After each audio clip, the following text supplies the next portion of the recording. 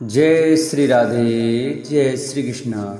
नमस्कार दोस्तों, स्वागत है आपका मेरे YouTube चैनल आर के भक्ति में। दोस्तों, हम आज आपको बच्छ बारस की व्रत कथा सुनाएंगे। आप सभी को बच्छ बारस की पर्व की हार्दिक शुभकामनाएं। बच्छ बारस का पर्व जन्माष्टमी के बाद भादों द्वादशी को बच्छ बारस का पर्व मनाया जाता है।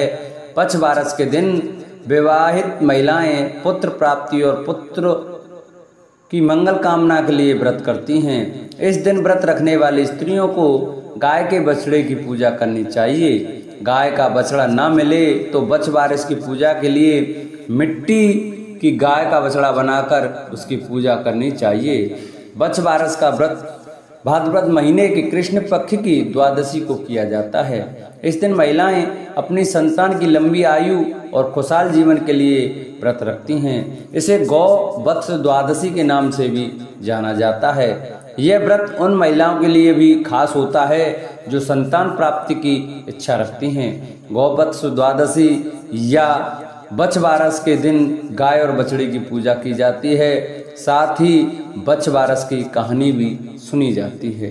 तो आइए हम अपनी कहानी को प्रारंभ करते हैं। एक साहूकार था जिसके 7 बेटे थे। एक बार साहूकार ने एक तालाब बनवाया, लेकिन 12 वर्षों तक भी वह तालाब नहीं भर सका।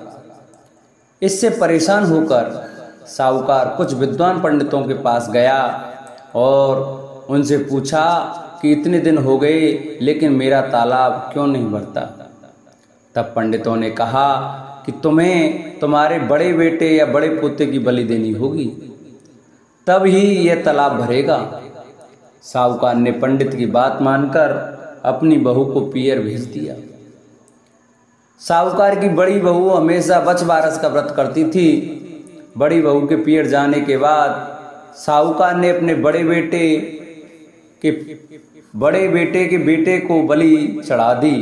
तब घनघोर मेघ बारिश होने लगी और तालाब भर गया। जब साहूकार ने अपने तालाब की पूजा करने जाने लगा तो अन्य लोग भी उसके साथ उसी तालाब की पूजा करने के लिए जाने लगे। जाते समय साहूकार ने अपनी दासी से कहा कि गेहूँला धानुला चने मोठ बना लेना। साहूकार की गाय के बच्चे का नाम भी गेहूँला धानुला था। उस दासी ने गाय के बच्चे को ही गेहूँला धानुला समझकर पका दिया। साहूकार व साहूकारनी गाजे बाजे के साथ तालाब को पूजने लगे। साहूकार के पूजन कर लेने के बाद वहां आए लोग भी तालाब का पूजन करने लगे। उसी समय जिस पोते की बलि दी गई थी वह वहां गोबर में लिपटा हुआ मिला और आकर कहने लगा कि मैं भी तालाब में कूदूंगा। उस बच्चे को देखकर साहूकार ने कहा कि मैंने तो इसकी बलि दे दी थी जिससे ये तालाब भरा था, लेकिन गाय माता ने हमारी जान लाज रख ली और हमें हमारा पोता वापस दे दिया। अपने बेटे को वापस देखकर बहू भी बहुत खुश हुई। तब साहूकार दौड़ा दौड़ा घर पर वापस आया और दासी से कहने लगा कि गाय का बच्चा कहाँ है। तब दासी बोली कि आपने गेहूँला धानुला को पकाने के लिए कहा था तो मैंने उसे पका दिया। यह सुनते ही साहूकार क्रोधित हो उठा और अपनी दासी से कहने लगा, अरे पापनी, तूने यह क्या अनर्थ कर दिया। अभी हम एक पाप उतार कर आए हैं, उससे पहले ही तूने दूसरा पाप हमारे ऊपर लगा दिया।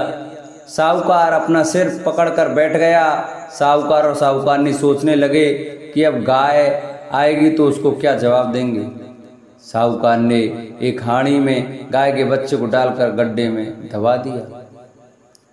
जब शाम को जंगल से गाय वापस घर आई तो अपने बच्चे को ना पाकर चिल्लाने लगी और गड्ढे में दबी हुई हड्डियों को खोदने लगी।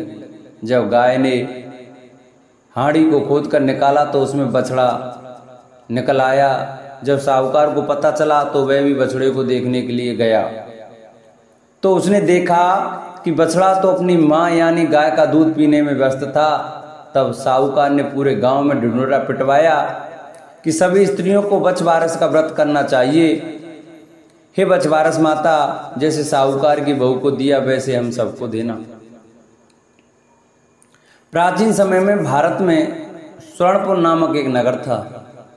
वहाँ देवदानी नाम का राजा राज्य करता था। उसके पास एक गाय और एक भैंस थी। उसकी 2 रानियां थीं, एक का नाम सीता और दूसरी का नाम गीता था। सीता को भैंस से बड़ा ही लगाव था। वह उससे बहुत नम्र व्यवहार करती थी और उसे अपनी सखी के समान प्यार करती थी। राजा की दूसरी रानी गीता गाय से सखी सहेली के समान और बछड़े से पुत्र समान प्यार और व्यवहार करती थी। यह देखकर भैंस ने एक दिन रानी सीता से कहा, गाय बछड़ा होने पर गीता रानी मुझसे ईर्ष्या करती है। इस पर सीता ने कहा, यदि ऐसी बात है तब मैं सब ठीक कर लूंगी। सीता ने उसी दिन गाय के बछड़े को काट कर गेहूं की राशि में दबा दिया। इस घटना के बारे में किसी को कुछ भी पता नहीं चलता, किंतु जब राजा भोजन करने बैठा तभी मांस और रक्त की वर्षा होने लगी। महल में चारों ओर रक्त तथा मांस दिखाई देने लगा। राजा की भोजन की थाली में भी मलमूत्र आदि की बास आने लगी। यह सब देखकर राजा को बड़ी चिंता हुई। उसी समय आकाशवाणी हुई, हे राजा, तेरी रानी ने गाय के बछड़े को काटकर गेहूं की रास में दबा दिया है। इसी कारण यह सब हो रहा है।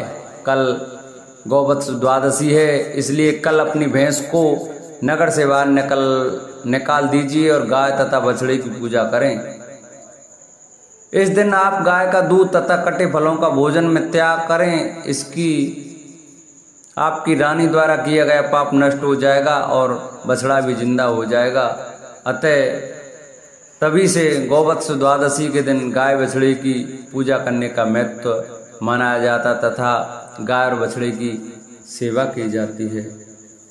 बोलो गौवत्स द्वादशी की जय। जिन भक्तों को हमारी वीडियो अच्छी लगी हो, हमारी कथा अच्छी लगी हो, वो हमारी कथा को ज़्यादा से ज़्यादा शेयर करें, चैनल को सब्सक्राइब करें और कमेंट में गौ माता की जय लिखना न भूलें। बोलो गौ माता की जय।